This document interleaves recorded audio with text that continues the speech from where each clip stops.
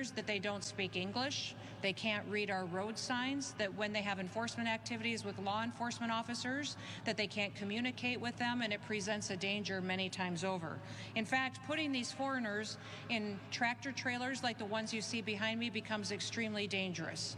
I have driven semis over many, many years and 18-wheelers and understand they're difficult to stop, maneuver. You have to have a skill set, but also communication with those around you.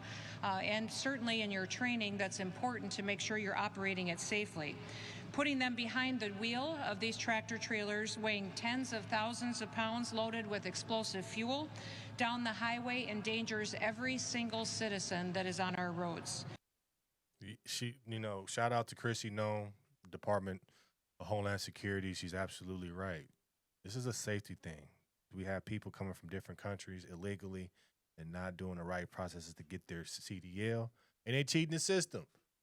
You can't get mad, man, and say this is not right. If you cheat in the system, you shouldn't get the, the same type of treatment from Americans if you cheat in the system, man. Ever since immigrants got into the industry, bro, illegal immigrants got into the industry, it has went down a lot. Okay? They just cheat in the system. They can't read the signs. How can you have somebody with 80,000 pounds not read the signs? How can you have somebody driving 80,000 pounds down the freeway and not be able to drive it correctly, not be able to understand English, not be able to communicate? How is people, comfortable with this? You can't be comfortable with this. This was all set up by the ATA. It was all set up by the mega carriers to bring cheap labor in because they was tired of paying American drivers the pay they was supposed to get, so they got cheap. That's the reason why we have this. This is a big reason that we have this is because we have people higher up that control politicians.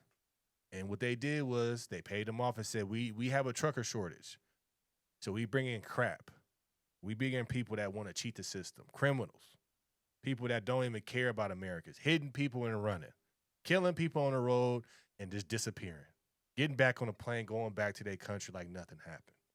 Okay? So ever since COVID, man, we had about 4 to 7 million new illegals arriving. A lot of them, good amount, I would say probably maybe less than a million, wanted to get into trucking because trucking had a lot of weak points. Trucking still has a lot of weak points, but they're working to change it. With how they got in, they got fake CDLs.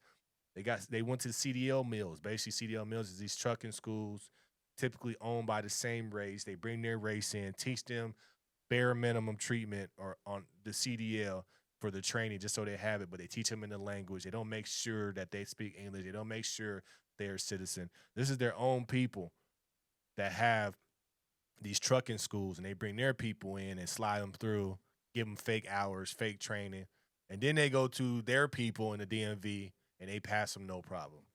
So that's how they got CDLs, okay? Another one was they misused the B1 visas. You know, they were working illegally on these loads by using the B1 visa. Okay, chameleon carriers. That's what they did. They worked for their people, and their people had 10 DOT numbers. So they like, you know what, cool. One thing happened in this one, we're gonna switch it. There's a lot of weak points. Cash pay operations, avoiding driver verification, and insurance. Some of these drivers are illegal driving on the road with no insurance, hoping they don't get caught, doing everything they can not to get caught. See what I'm saying? Then they use their own people that's insurance agents to give them deals and work out things and find the cheapest one that don't really do nothing. See what I'm saying? They got fake green cards and IDs. They use these to get the CDLs in places like California, New York, Washington. It's like they came in and they knew all the weak spots in trucking and they exploited it. And that's because we didn't have a proper government administration over it before to really pay attention to this. Everybody worry about the broker, bro. It ain't the broker. The broker is the smallest problem in the situation. It's the amount of illegal drivers that we have, illegal people, and bad CDL schools and bad CDL training and no education is what's the reason why trucking is where it's at. But how did when we talk about their impact, everybody talk about legal immigrant. Everybody talking about legal immigrant truckers. What's their impact? One of the impacts they had, the rates got crushed because they were able to open trucking companies, they were able to buy trucks, and they were able to run, but they didn't care about the rate. They just said I'm getting more money than I would if I was back home. So they killed the rates. The rates came down a lot. So who profited off of that? Brokers, right? Brokers didn't care. Brokers didn't verify if you was American. This is why they crying about cargo theft. It's the broker's fault. The broker is the one that hired the illegal drivers, and then the illegal drivers will take the freight. The thing is, like I said about immigrants, bro, I don't mind good immigrants. I don't mind immigrants that's really trying to do what they're supposed to do. I don't mind an immigrant doing the right process, becoming a truck driver, and making sure that he's actually now caring about the industry. When we talk about immigrants, bro, we not getting the best. It needs to be some type of guidelines before you can enter this country. You gotta be the best at what you do, not just a guy looking for work and willing to do anything to steal, cheat, and lie. Okay. Another way that they impact is safety. The safety risks increased. Insurance costs went up. Well, why? It's because they didn't get proper training. They can't even speak the language. What makes you think they're going to get proper training on how to drive an 80,000-pound vehicle down the road? That's how we had more accidents. We had accidents in Ontario, California. We had accidents in Texas. We had accidents out there in Florida. They have no proper training because they're doing things that they shouldn't be doing, but they don't understand the signs. They're just driving. They treating this like they back home. Okay?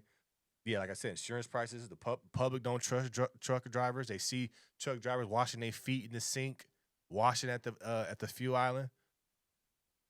95% of those truckers you see doing that are not Americans, bro. They from different countries because they do that in different countries. So the trust, the image, the stereotype, nobody wants to be around truckers because they nasty. They see this on TV. This is what's being portrayed on social media. But we got to understand that.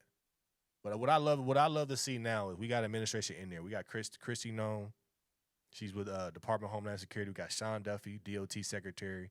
We got a lot of red state governors stepping up and just stopping this. We got a lot of crackdowns. We got Oklahoma cracking down, Indiana, okay, Texas, switching up rules, But we need to put more pressure. DOT's putting pressure on California, keeping away $40 million, might take away another $100 million. But these are the things that we need to make trucking better. But we can't have this. We can't have these bad people. We can't have these illegal people. It's a process to trucking. It needs to be more involved with the federal government. I really feel that. Because if we don't, trucking is going to be terrible. But you just finally got some people that got some common sense, bro. We finally got some people that's not believing in the lies. We finally got some people that's not going to fall to corporate greed. We finally got some people that got their own money, so they can't be easily bought. That's all it is, bro. This is common sense. This ain't no safety thing. I mean, this ain't no race thing. This is safety. This is all safety. Can you be safe? Can you make sure you can read the signs? Can you make sure that you can talk to us properly and tell us if something's happening?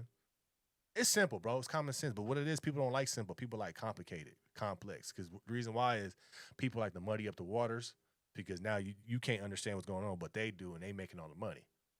This is why we have corporate greed. This is why we have brokers that, are giving out cheap rates. It's because you got illegal immigrant drivers out there taking the cheap rates. So it kind of makes sense to me. It's great business, but it's hurting American people. I don't believe in doing business like that where it's hurting our own people. It's different when you're negotiating and you working with these other companies and all that stuff overseas. You trying to get the best deal. That's different, but you don't do that at the expense of your own people in America. That's why you got to look at the ATA. That's why you got to look at these mega carriers because that fund the ATA. Because they the ones that ruin trucking for their gain. Okay? That's what you have to understand. They ruin trucking for their gain, and now they don't care. But now they pulling back and say, oh, we don't have enough experienced drivers. But isn't it when you get onto a mega carrier, you get trained by the mega carrier? So aren't we supposed to have experience and get the proper training from mega carriers? This is why I feel like mega carriers shouldn't do training. This is why I feel like training should be a federal system and accredited by people that know what they're doing, whether that's on the road, whether that's in the classroom. It needs to be better. It needs to be treated like a trade school. Trucking, there's no way you should be able to get your CDL license in a month, 21 days. Nah. It should be 6 months to a year. Because now you'll have the people that get into the industry that actually cherish the industry, and then you won't have an oversupply of drivers where these truckers will get paid the right wage. That's just my opinion, though. But shout out to Kristi Noem. Shout out to the people that's actually trying to make trucking better. You can't, like I said, Take your emotion out. If you in trucking, man, you gotta be cheering for this. If you in trucking, man, you gotta do everything you can to help them make the industry better. Because if you help them make the industry better, that means more money in your pocket in 2026.